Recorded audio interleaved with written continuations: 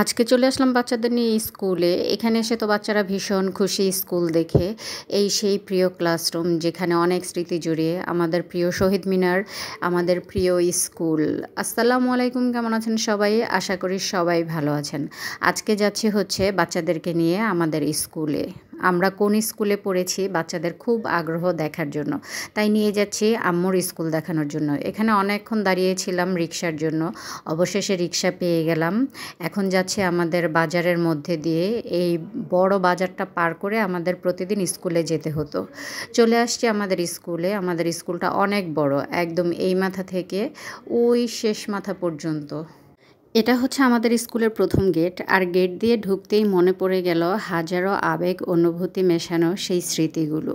এই স্কুলের সাথে জড়িয়ে আছে কত শত মানুষের হাজারো আবেগ অনুভূতি ভালোবাসা। বেস্ট ফ্রেন্ডকে বলা সেই ছোট্ট কথা, যে কথাটির মধ্যেই লুকিয়ে ছিল হাজারো আবেগ। কালকে যদি স্কুলে না আসিস তাহলে আমিও আসবো না। দুই ফ্রেন্ডের একসাথে বসা নিয়ে অন্য ফ্রেন্ডদের সাথে ঝগড়া করা, যে আগে আসবে সেই অন্য ফ্রেন্ডের জন্য জায়গা রাখবে, নিজের ব্যাগ খালি করে বই খাতা কলম যা আছে তা দিয়েই অন্য ফ্রেন্ডের জন্য জায়গা রাখা। মনে হয় একজন আরেকজনকে ছাড়া চলতেই পারবে না। আর এই দিকে আমরা স্কুলের ভেতরে চলে আসছি। আর এইখানে দোতলায় ওঠার যেই মেইন গেটটা, কেচি গেট, সেটাতে তালা দেওয়া। আর স্কুল খোলা থাকলে হয়তো বা এখানে আমি উপরে উঠতে পারতাম। এটা হচ্ছে আমাদের শিক্ষক মিলনায়তন, শিক্ষকদের অফিস রুম। আর এই যে ছোট্ট রুমটা দেখতে পাচ্ছেন, এটা ছিল আমাদের নামাজের জায়গা। নামাজের জন্য এই রুমটা মেয়েদের জন্য বরাদ্দ ছিল। টিফিন আওয়ারে আমরা এখানে এসে নামাজ পড়তাম। এটা হচ্ছে আমাদের অফিস কক্ষ। আর এই গেট দিয়ে ভিতরেই হচ্ছে অজুখানা। আজকে কোনো স্টুডেন্ট নেই, একদম স্কুল পুরাই ফাঁকা। কারণ এখন হচ্ছে ঈদের ছুটি চলছে, যার কারণে স্কুল পুরাটাই ফাঁকা। আর এটা হচ্ছে আমাদের লাইব্রেরি, ব্র্যাক ভবেরচর গণকেন্দ্র পাঠাগার। এটা স্থাপন করা হয়েছিল 2004 সালে। আমরা এই পাঠাগারে আসতাম, নাম এন্ট্রি করতাম, তারপরে ভিতরে প্রবেশ করতে দিত। বই পড়ার জন্য তো অবশ্যই নাম এন্ট্রি করতে হবে। আর এই হচ্ছে আমাদের প্রিয় শহীদ মিনার। এই শহীদ মিনার জুড়ে রয়েছে হাজারো স্মৃতি। 21শে ফেব্রুয়ারি আসলেই এই শহীদ মিনারটা আমরা একদম রাঙিয়ে তুলতাম আলপনা করে। 21শে ফেব্রুয়ারির আগের দিন আমরা সারা দিন এই শহীদ মিনারটি বর্ণমালার হাজারো বর্ণ দিয়ে রাঙিয়ে তুলতাম। কারণ পরের দিন 21শে ফেব্রুয়ারি সকালবেলা স্কুলে আসতে হবে, প্রভাত ফেরিতে যেতে হবে, শহীদ মিনারে ফুল দিতে হবে। আর সকালবেলা প্রভাত ফেরিতে যাওয়া মানে হচ্ছে অন্যরকম একটি অনুভূতি, অন্যরকম স্মৃতি।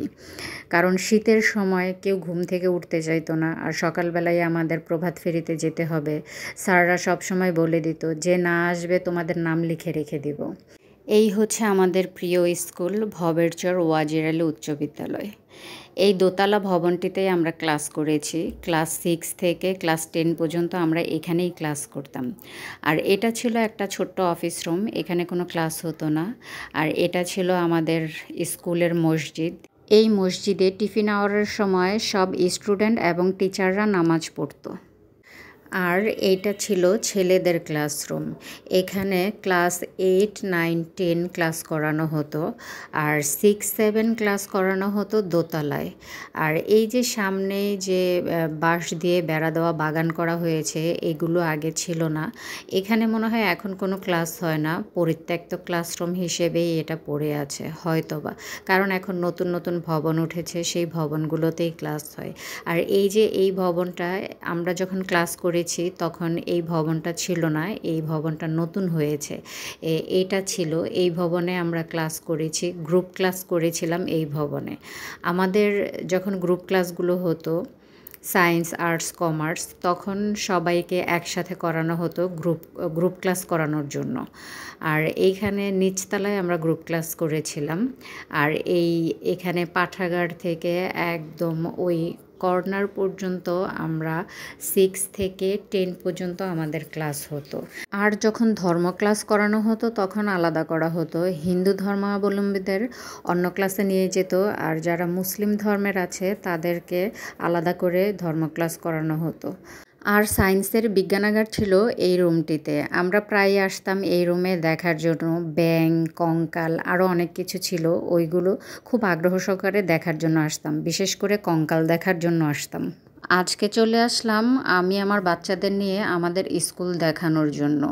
ঘুরে ঘুরে ওদেরকে আমাদের স্কুল দেখাচ্ছিলাম। চলুন ওদের মুখেই শুনি আমাদের স্কুল কেমন লাগলো। আমার স্কুল কেমন লাগলো বলো তো? আলিজা, স্কুল কেমন লাগলো? ভালো, সুন্দর? আদিবার কাছে অলওয়েজ ভালো লাগে।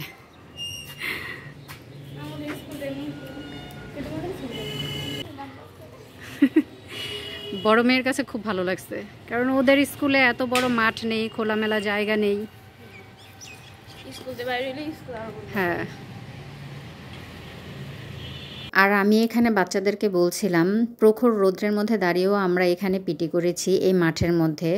আর আমাদের একজন স্কাউট টিচার ছিলেন যিনি আমাদের পিছনে পিছনে ঘুরতেন আর দেখতেন কে জাতীয় সঙ্গীত গাইছে আর কে মুখ বন্ধ করে রেখেছে। কেউ যদি মুখ বন্ধ করে রাখতো তাহলে তাকে পিটাতেন। স্যারদের সেই শাসন, আদর, স্নেহ, ভালোবাসা কখনোই ভোলার মতো না। স্যাররা যতটা শাসন করে ততটা আবার আদরও করে। প্রতিটি স্টুডেন্টের সফলতাই হচ্ছে স্যারদের সার্থকতা। এই হচ্ছে সেই প্রিয় ক্লাসরুম, সেই ব্ল্যাকবোর্ড, সেই বেঞ্চ, সবই আছে, শুধু সেই পুরনো মানুষগুলো নেই। মান্নাদের একটি বিখ্যাত গান আছে না, একই বাগানে এসেছে নতুন কুড়ি, শুধু সেই পুরনো মালি নেই। আমরা এই একটা বেঞ্চের মধ্যে 6 জন করে বসছি, বুঝছো? 5 জন 6 জন এই বেঞ্চগুলোতে বসতাম যখন আমাদের ক্লাস হতো। আমাদের স্টুডেন্ট ছিল অনেক বেশি, রুম ছিল কম। এই বড় বড় বেঞ্চগুলোতে আমরা 5 জন 6 জন, কখনো কখনো 7 জনও বসতাম, একদম চিপাচিপি করে, জায়গা হইতো না। তখনকার সময়গুলোই খুব ভালো ছিল। আদিবাপু এই স্কুলে পড়ে, এটা আদিবাপুর স্কুল এখন। রিনি আপু এই স্কুলে পড়ছে, তোমার আম্মু স্কুলে পড়ছে, খালামণি স্কুলে পড়ছে, খালামণি এই স্কুলে পড়ছে। তুমি তো তোমার সহজপাঠী স্কুলে পড়ো। তুমি এখানে পড়তা না, এটা তোমার স্কুল না।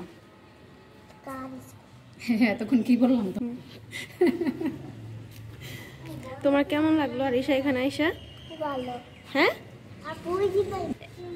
সুন্দর, পছন্দ হয়েছে এই স্কুল? এটাই পড়বা? 2 স্কুল তো, ওইখানেও পড়বে এখানেও পড়বে। অনেকক্ষণ ঘোরাঘুরি হলো, এখন বাসায় ফিরে যাওয়ার পালা। আমাদের স্কুল দেখে বাচ্চারা অনেক খুশি। ওরা এমন স্কুল পায় না। ঢাকায় ওরা যে স্কুলে ক্লাস করে শুধু ক্লাসরুম, বড় মাঠ নেই, খেলাধুলা করতে পারে না, তাই ওদের কাছে আমাদের স্কুল খুব ভালো লেগেছে। আর এটা হচ্ছে স্কুলের দ্বিতীয় গেট। আর এই যে সেই বাগান, যে বাগান আগে ছিল না, এখন নতুন করে করা হয়েছে। তো সবাই ভালো থাকবেন, সুস্থ থাকবেন, আমাদের জন্য দোয়া করবেন, আমার ফ্যামিলির জন্য দোয়া করবেন। আর আমাদের স্কুল ঘুরে আপনাদের কেমন লাগলো অবশ্যই কমেন্ট করে জানাবেন। দেখা হবে নেক্সট ভিডিওতে। আল্লাহ হাফেজ।